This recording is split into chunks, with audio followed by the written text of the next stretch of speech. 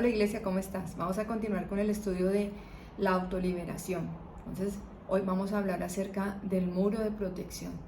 En la vida cristiana estamos experimentando batallas continuamente contra Satanás y sus fuerzas, pero Dios no nos deja indefensos en estas batallas y la Biblia nos enseña que para protegernos, Dios nos da un muro de protección. Entonces, para entender lo que es un muro de protección, les voy a leer una escritura que está en Job 1, del 8 al 10. El Señor le dijo a Satanás: ¿has considerado a mi siervo Job? No hay nadie en la tierra como él, es intachable y recto, un hombre que teme a Dios y rehuye del mal. Satanás respondió: no teme a Dios por nada. ¿No has puesto un cerco alrededor de él, de su casa y de todo lo que tiene? Entonces, un cerco es un muro de protección, pero vamos a entender que ese muro es un muro moral, es un muro de justicia. Y en el momento que tú llegaste a Jesús, en el momento que tú hiciste esta oración de fe, aceptando a Jesús como tu Señor y tu Salvador, Dios te limpió de todo pecado y de toda injusticia, y Él te puso su túnica de justicia. Esa túnica de justicia está formando un escudo protector invisible alrededor de tu vida y limita severamente a Satanás para que te ataque. Ese es el muro de protección. Este muro también se describe en la Biblia, por ejemplo en Proverbios 13:6 dice: la justicia guarda al hombre íntegro. Y en el estudio que tú estás haciendo, en los documentos de apoyo que te estoy enviando, en la medida que ves cada video, vas a encontrar más versículos. Entonces mira, este escudo protector es llamado por una variedad de nombres. En Job 1, del 8 al 10, se le describe como un cerco divino de protección y que eso evitó que Satanás atacara a Job. En Efesios 6:14 e Isaías 59:17 se llama la coraza de justicia, que es una pieza de armadura que te protege contra los ataques del enemigo. En Zacarías 2:5 lo encontramos como la protección de Dios, que se llama muro de fuego. Y en Romanos 13:2 se llama la armadura de luz. Entonces mira, la Biblia nos está enseñando que Dios nos ha dado una barrera protectora de justicia que mantiene el enemigo a raya. Entonces el enemigo necesita, ¿qué necesita el enemigo? Derribar esa protección para poder que quedes indefenso y ya pueda él atacarte y volver tu vida miserable, que es lo que él desea. Entonces, ¿cuál es la estrategia que usa Satanás para quitar ese cerco de protección? Vamos a mirarla. Vamos a mirar Efesios 4:26 al 27, pero lo vamos a ver en palabra de Dios para todos, que es muy claro y dice así: no permitan que la ira los haga cometer pecados, que la noche no los sorprenda enojados. No le den ninguna oportunidad al diablo para que los derrote. Y en otra versión dice: no le des un punto de apoyo. Entonces estamos viendo que en nuestra vida hay un muro de protección, pero el diablo, para poder atacarnos con éxito, primero tiene que encontrar una manera de penetrar ese muro de justicia, ese muro protector que Dios ha puesto en nuestra vida. Y como lo vemos ahora, la Biblia nos dice: no le des oportunidad al diablo. Ahí es una palabra clave, que el enemigo anda buscando una oportunidad que tú le des para poder penetrar ese muro de justicia, acceder a tu vida y venir a saquear tu vida. ¿Cuál es la forma principal que Satanás usa para penetrar tu muro de justicia, ese muro protector? Es inducirte a pecar. Entonces, cuando tú pecas, se abre una abertura en tu muro moral y le das libre acceso a tu vida. Si Satanás puede mantenerte en pecado, él tiene una puerta abierta por medio de la cual va a traer opresión a tu vida. Es por eso que la primera estrategia del diablo que usa contra todos los seres humanos es la tentación. Vamos a ver qué es la tentación. Entonces, la tentación es un punto de apoyo en tu vida que él quiere ganar. Es la oportunidad de que tú puedas ser derrotado. Entonces él va a plantar malos pensamientos y deseos en tu mente. Un ejemplo en la Biblia lo encontramos en Hechos 5, cuando Satanás tentó a Ananías y Zafira para mentirle al Espíritu Santo. La Escritura dice que Satanás llenó su corazón. Entonces mira, eran cristianos, y aún siendo cristianos y teniendo un mover maravilloso y glorioso del Espíritu Santo en ese momento, Satanás los indujo, los tentó, y ellos aceptaron y cayeron en esa tentación y aceptaron ese engaño, y la situación que se les presentó fue fatal. Entonces vamos a ver qué debes hacer para resistir estas tentaciones. Lo primero que vas a hacer es reconocer que no todo pensamiento que pasa por tu mente es tuyo. Hay pensamientos que los planta el enemigo. Satanás tiene esa capacidad de plantar pensamientos en tu mente y te plantea situaciones, y de repente puede venir una idea a ti y que te suena bien, algo dentro de ti te dice, realmente quiero hacer esto es lo que deseo. Y antes de actuar sobre ese impulso, ¿qué necesitamos? Necesitamos contenerlo, necesitamos atraparlo y examinarlo a la luz de la palabra para preguntarnos primero, oiga, ¿de dónde surgió esta idea? ¿Esto es realmente lo que quiero hacer? ¿Esto va en concordancia a la palabra del Señor? En 2 Corintios 10:5 se nos advierte que tenemos que llevar cautivo todo pensamiento a la obediencia de Cristo. Entonces, por eso es importante que cuando venga un pensamiento a tu vida lo atrapes y primero te preguntas que si eso que vas a hacer realmente va en consonancia con lo que tú sabes que debes hacer. Para tentarte, Satanás va a trabajar a través del mundo y de la carne. El mundo, entonces Satanás va a usar el mundo que nos rodea a través de la presión de grupo, a través de los valores distorsionados de nuestra cultura, para convencerte que eso es normal y que si todo el mundo lo hace, lo puedes hacer, y empieza a hacerte pensar de que no tiene nada de malo y empiezas a actuar como todo el mundo, y esto es para conducirte al pecado. La segunda cosa por la cual Él trabaja en tu vida es a través de la carne. Recuerda que la carne es lo que heredamos de Adán, y la carne tiene una naturaleza o una tendencia innata hacia el pecado. Entonces Satanás va a manipular las situaciones y organizar las circunstancias para jugar con tus áreas de debilidad. Ahí todos tenemos un área personal de debilidad que no debemos jugar, que debemos apartarnos, que si somos débiles en ciertas áreas, entonces tenemos que cuidarnos con mayor razón. Él las conoce y Él va a manipular situaciones para que tú caigas. Si te dejas seducir por el enemigo mediante el engaño y caes en su trampa, ¿qué va a pasar? Se va a crear una abertura en tu muro moral, tu muro de justicia, su muro espiritual. ¿Y qué va a hacer Él? Va a permitir que sus fuerzas puedan usar esa entrada que le das a través del pecado para penetrar en tu vida y traerte destrucción. Entonces, una buena imagen de esta la vamos a encontrar en Números 22. Todos recuerdan que a Balac, el rey de Moab, que él contrató a un hechicero, a Balaam, para poner maldición sobre el pueblo de Israel. Y 3 veces Balaam intentó pronunciar maldición sobre el pueblo de Israel, pero no se pudo. ¿Por qué? Porque ellos caminaban bajo la protección de Dios.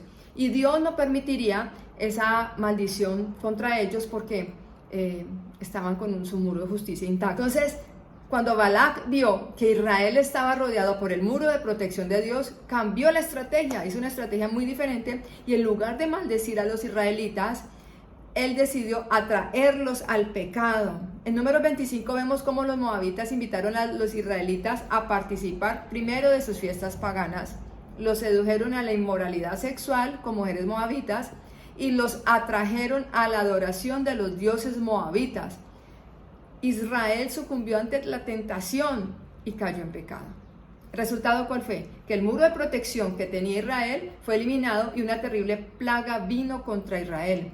Y esto es una imagen perfecta de lo que hace Satanás. Así opera Satanás contra cada persona, contra ti, contra mí. Entonces Satanás va a hacer todo lo que está en su poder para atraerte al pecado, porque sabe que una vez caigas en pecado, ese muro de justicia se va a romper y vas a estar indefenso ante sus ataques. ¿Cuáles son las áreas de ataque que él usa cuando su muro de protector está caído? Entonces, cuando ya tu muro cayó, él va a usar tu mente para atacarte en tus pensamientos y traerte confusión y engaño. En Mateo 4:15 dice que él puede robar la palabra haciendo que olvides las verdades espirituales que una vez conociste. Entonces, luego lo que antes defendías, ahora ya no te parece tan importante. Y también recuerden Hechos 5 en Ananías y Zafira. También va a atacar tu voluntad. Satanás puede darte fuertes razones o impulsos que se vuelven irrazonables, compulsivos para pecar en una área. Y esto puede ser un signo de ataque demoníaco. Primero, cuando el muro está caído, va a atacar tu mente y tu voluntad Y ahora las emociones. Satanás puede llenarte de emociones negativas como el odio, el miedo, la depresión, la falsa culpa, la ansiedad. Y estas emociones negativas pueden ocurrir naturalmente por varias razones. Todos son emociones que tiene todo ser humano, pero hay momentos en que cada una de estas emociones caen sobre ti repentinamente sin causa aparente, y esto a menudo es un signo de ataque demoníaco. También puede atacar tu cuerpo. Cuando tu muro de protección es violado, Satanás tiene la capacidad de traer debilidad, enfermedad, dolor contra tu cuerpo. Esto no significa que todas las enfermedades se deban a un ataque demoníaco o que tengas puertas abiertas al enemigo. Cuando el enemigo tiene acceso a nuestra vida, una de sus vías de ataque es la aflicción física. Es por eso que Santiago nos advierte lo siguiente: que confesemos cualquier pecado conocido antes de recibir oración por sanidad. ¿Para qué? Para cerrar las puertas del enemigo. Entonces, aquí viene lo siguiente: ¿cómo cerramos la puerta que le abrimos al enemigo? El acto de confesión cierra brechas. El acto de confesión cierra las brechas o las puertas que se le abrieron a nuestro muro y rompe cualquier ataque del enemigo. Santiago 5, 14, 16 dice así: confiésense los pecados unos a otros y oren los unos por los otros para que sean sanados. A veces simplemente cerrar la brecha en su pared va a hacer que los síntomas se detengan. El hecho de solo perdonar a alguien en algún momento mediante la confesión específica de la ofensa va en algunos casos a liberar a la persona del espíritu que le está afligiendo. Bueno, ahora vamos a ver cómo funciona nuestro muro moral. ¿Por qué es importante que miremos cómo funciona el muro moral? Porque la comprensión de esto explica por qué muchas personas pierden la sanidad. Entonces, encontramos, y es muy frustrante para muchos pastores encontrar que se ha orado por algunas personas, Dios ha dado la victoria, hemos dado gloria a Dios por la sanidad, pero después de ver ese milagro que ha hecho el Señor, hemos visto repetidamente que Satanás vuelve y tiene acceso a la persona y vuelve y la aflige con la enfermedad. Por ejemplo, pongamos un ejemplo, un caso de asma, los médicos no pueden ofrecer ayuda, pero los ancianos de la iglesia oran por él y todos los síntomas del asma desaparecen instantáneamente. Él se siente encantado porque hay un cambio inmediato, pero a los 3 días regresa esta aflicción y vuelve el asma. Esto es un ejemplo. Entonces, luego encontramos que esta persona a la semana está más grave que siempre. ¿Y por qué? ¿Por qué perdió su sanidad? ¿Cómo pudo pasar esto? Es porque el asma de Juan fue un ataque espiritual. Y cuando se ora, Dios sana a la persona con su gracia, pero a pesar de que haya experimentado alivio por unos días, el problema es que Juan nunca reconstruyó su muro moral. Entonces, si no reconstruyes el muro moral, entonces la violación que originalmente permitió que entrara la enfermedad todavía está abierta. Todavía está derribado el muro, está quebrado, y Satanás va a tener la oportunidad de volver a atacar. Por eso es importante que si hay una confesión, si hay un milagro en tu vida, te apartes de lo que abrió ese muro, te apartes del pecado, porque si no, Satanás va a tener la oportunidad de entrar de nuevo, de atacar de nuevo.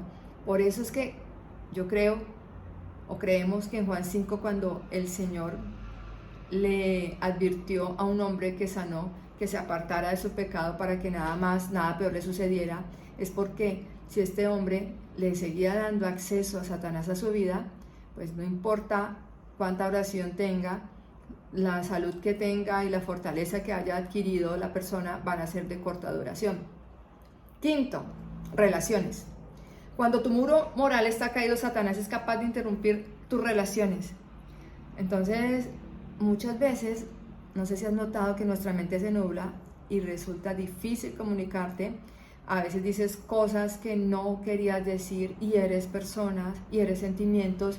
Tal vez has tenido momentos que te has sentido irritable y arremetes contra alguien con una manera muy hiriente, y más tarde empiezas a pensar que ¿por qué tenías que hablar de esa manera? Obviamente hay situaciones que son físicas, pero hay situaciones que son espirituales, como las que le estoy planteando.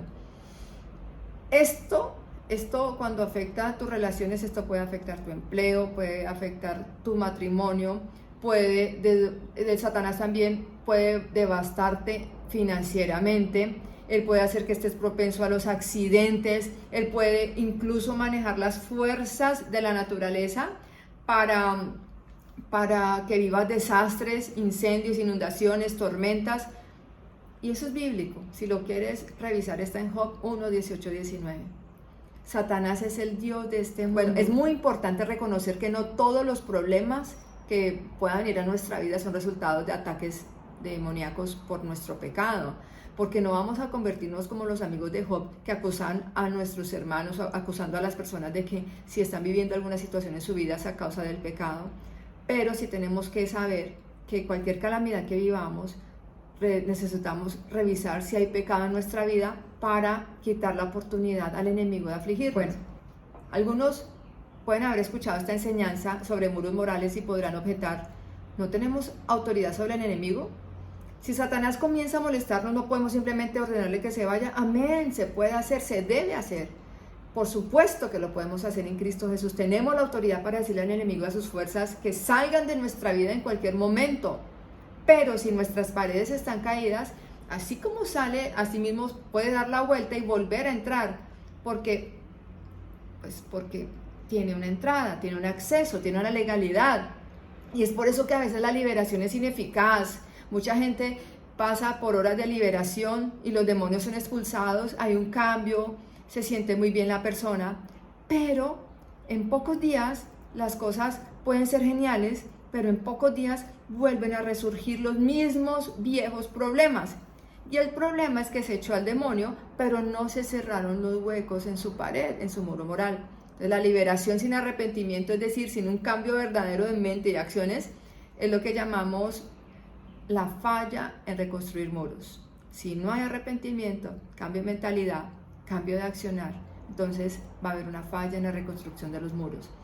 Si tú fallas en reconstruir los muros, nada de lo que hagas te dará un alivio duradero contra la opresión del enemigo.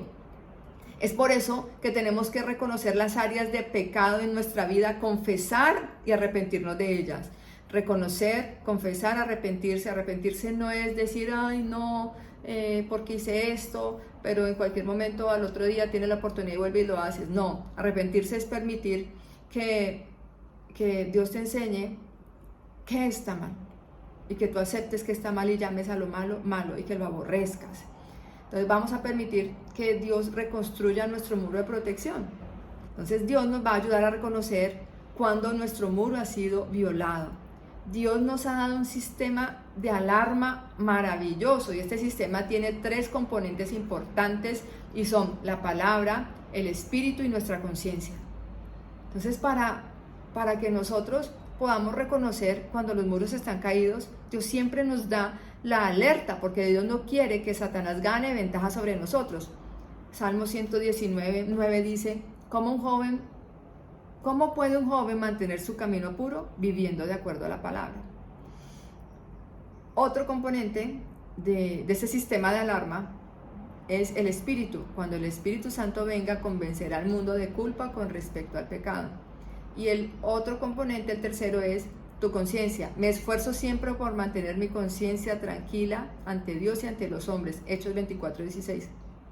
Entonces, cuando el pecado entra a tu vida y derriba todo modo de defensa, la palabra, el espíritu y la conciencia hará sonar una alarma. Entonces, cuando el pecado entra a tu vida, derribando el muro de defensa, la palabra, el espíritu y tu conciencia harán sonar una alarma. Y cuando tú empiezas a leer y a meditar la palabra, el Espíritu de Dios hará que los versículos salten en tu página. O cuando estés escuchando la palabra de Dios, esa palabra atravesará tu corazón, y es que el Espíritu va a usar ese versículo para traspasar tu corazón, convenciéndote que hay un área de pecado. Es como un letrero parpadeante de alerta roja en tu espíritu, y es una advertencia para avisarte de que tu muro moral no está intacto. Y si no lidias con el pecado inmediatamente, entonces tu conciencia va a seguir trayendo esa área de pecado a tu memoria. Entonces el Señor usa la palabra por medio del Espíritu Santo, se nos hace evidente que algo está pasando en nuestra vida,